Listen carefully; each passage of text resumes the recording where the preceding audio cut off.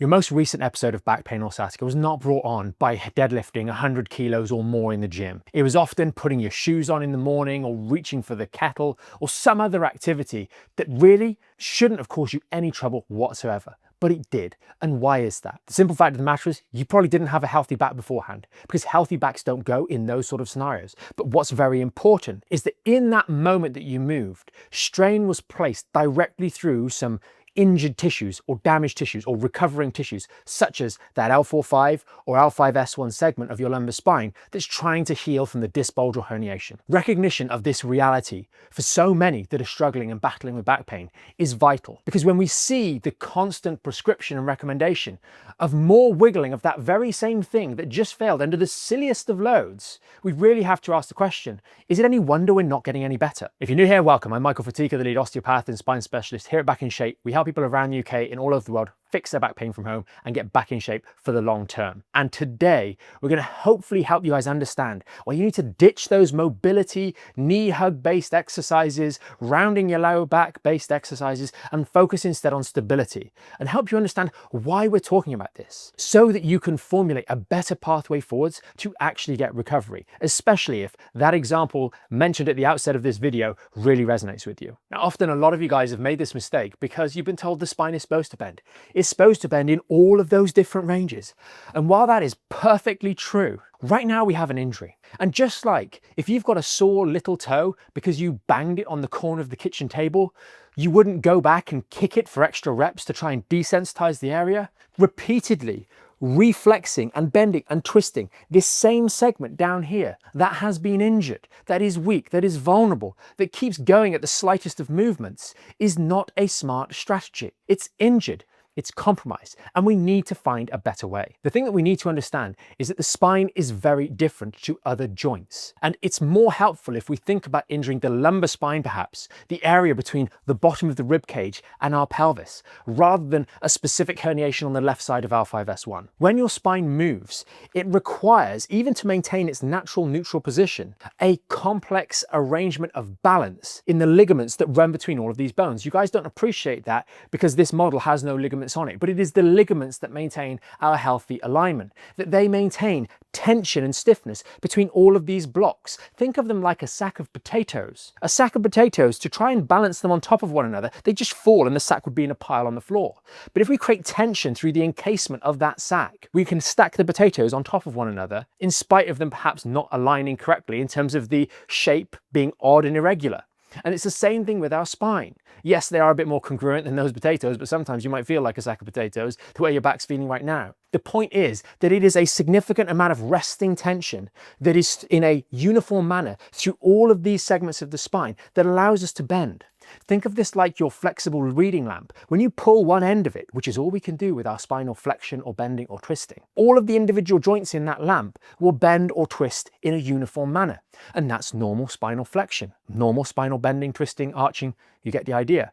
But when one of those joints is injured, damaged, its competence, its tension, its stiffness is compromised. And so when we pull, we create hinge points. When we bend, we flex that same joint over and over and over again, because that is the path of least resistance that movement will flow through. We simply do not have the ability, even if we knew academically how to do it or that we needed to do it, to control L5-S1 that is injured and prevent movement going through that segment. The reason that you've injured yourself or flared up is because movement has gone through those injured tissues. It's not that it didn't go through, it's not that it didn't go through there, it's not that it went through healthy tissues, it's that it went through injured tissues that are not able to deal with that excessive motion. So acknowledging the very fact that even if we wanted to, we can't actually isolate movement to specific areas of the lumbar spine. We need to do something else instead. And that is spine stability work. And of course, it has to be done correctly. If we're mixing and matching spine stability work with bending and twisting, we're going to get limited results, if any, because we're just undermining the stability-based work we're doing on the one hand with repetitive flexion and re-injury of those same tissues on the other. So what is spine stability work? Well, Frequently, it's taught with bending and rounding and twisting movements such as the pelvic tucks, etc. Spine stability work is literally providing stability and lack of movement to the area between the rib cage and the pelvis, this lumbar spine, holding it steady in the face of forces that are trying to pull it in different directions. And we can do this in a number of different ways, but 5 essential exercises that we've put together to help you guys are ones that you've probably heard of before. The dead bug, the marching bridge, the squat, the hip hinge, and the step up. These exercises provide you a mechanism to test and then build your ability to stabilize your spine. And they're simple and accessible to everybody. What's more, when you first try and perform these exercises, many of you guys will actually find that you experience pain when you're doing them. Why? Because you didn't stabilize the spine.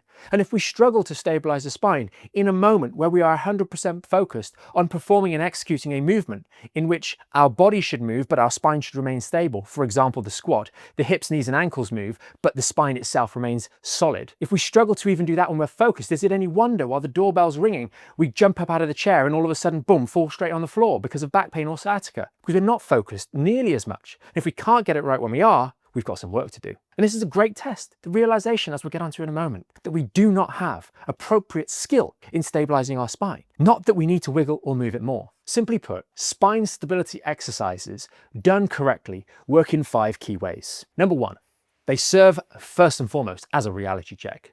You don't actually have as much control over your own back as you thought you would. And that can be quite comforting in many ways because there's a reason why you're struggling to do so many things. And back pain and sciatica is a feature of daily life because we're not controlling it effectively because we have a very poor ability to do so. Number 2 is that these exercises actually are incredibly accessible. Anyone can do them at any level. And the nice thing about them is that for those of you that are really struggling, you can do some of the floor-based ones on the bed. For example, the dead bug and the marching bridge. They can both be done lying in the bed. The squat, the hip hinge can be done with assistance, as can the step up. And we can also, for others that are a bit more advanced, can work at them at higher levels as well. But every single person can start these exercises in some variation or form from day one. Number 3 is that they make you safer in daily life. This is precisely why they're chosen and why they're accessible. Because movements like the squat are just a getting up out of a chair. Movement like a hip hinge is washing your face in the morning. The step up, obviously, going up and down stairs. The simple reality is you're doing these things every single day on autopilot, making things worse, perhaps creating little aggravations,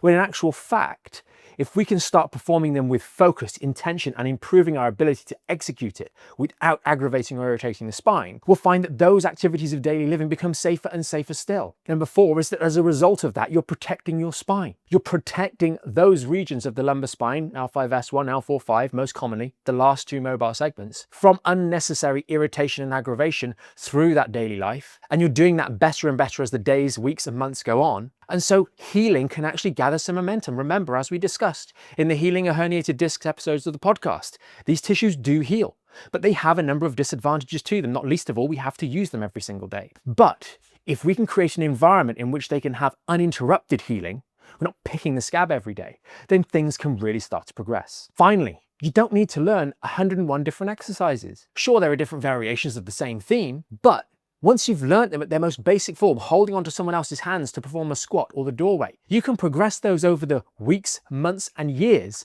to truly rebuild back resilience and health and well-being for the long term in a way that is objectively demonstrable, meaning you used to have to hold onto your partner's hands to just sit down into the bed at night.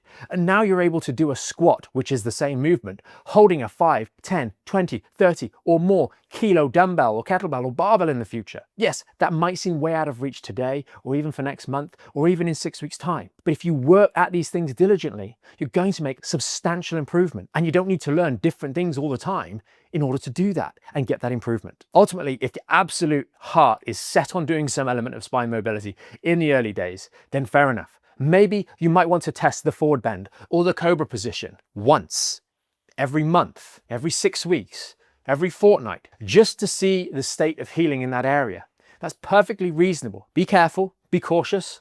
We discussed using the cobra in this way in the episode on the cobra stretch for back pain of the podcast. And you can always check that out, a link down in the description. It makes a good case for how we could potentially utilize some of these spine mobility exercises, the ones that are quote unquote lower risk, as a mechanism for simply evaluating, hey, for example, if I'd injured my finger, does it hurt now to bend that joint? No, great. That doesn't mean I need to repeatedly do it in some sort of therapeutic manner. I've validated that, hey, the tissues have actually shored themselves up, integrity is restoring to that segment, and now simple low strain passive motion is no longer enough to strain those tissues. I know that because I'm now able to squat or hip hinge with 20, 30, 40, 50, 60 kilos. The list goes on. It could happen much sooner than that, by the way. But you know, oh, now I can bend. That doesn't mean I'm fixed, but it does mean I'm an awful lot better than I was before. Simply put, when we've injured a section of the spine, the ability for that joint to move in a coherent manner is affected. And in the spine specifically, we can't control segmental movement. Provide stability in the short to medium term. That allows those tissues to heal. You can retest, and you will find that in the future, as you make progress with your rehab, those joints will move effectively again. But it's not because you've wiggled them into submission. It's that you provided stability and the environment in which those tissues can go through a healing process. And as you do find you can start to move your spine a little bit more freely as you've made progress, take a step back and evaluate. Do I actually need more flexion? Do I need more of this movement or that movement in regards to my spine mobility? Or actually, perhaps as is so much more frequently the case, maybe my hips need a little bit more work. We discussed this in great detail in the podcast on the topic, when to add flexion back into your training as it pertains to spinal rehab. We discussed there some markers. And quite frankly, for most people, spine mobility should be the lowest of the priorities. Build up spine stability and integrity. Then evaluate if you have appropriate levels of hip mobility for a normal human being. We're not talking about building hypermobility into these tissues, as you might see on social media all the time these days. We're talking about normal, healthy mobility. And if then you still feel like you need a little bit more objective increase in the ranges of motion that you have in the lower lumbar spine, you can set about working to improve those in a safe environment with strong, healthy tissues to improve and eke out that little extra bit of range that you might still be lacking. But quite honestly, by and large, by the time you get to that point, the desire, the motivation, even the consideration of such things becomes obsolete. I do hope you find this episode of the podcast helpful. If you do have any questions, remember there's that comment section down there for a reason. We read and reply to all of them. And if you did find this one a bit of a paradigm shift, and you know someone else that is doing knee hugs till kingdom come, then share this video with them. Hopefully it'll help them gain fresh perspective. And we've done lots of other episodes on specific practices that are so commonly recommended for those of you with back pain and sciatica. Knee hugs, child's pose, cat-cow, sciatic flossing, the list goes on. And you can always search for those videos on the website or on the YouTube channel, and hopefully they'll build on the strategy, the ethos, the philosophy that we have here at Back in Shape to help you better understand your own spine and why certain things have certain places so you can be more informed and move forwards in the right direction. And remember, if you ever need any more help, you can always check out the program at backinshapeprogram.com. Thanks for watching.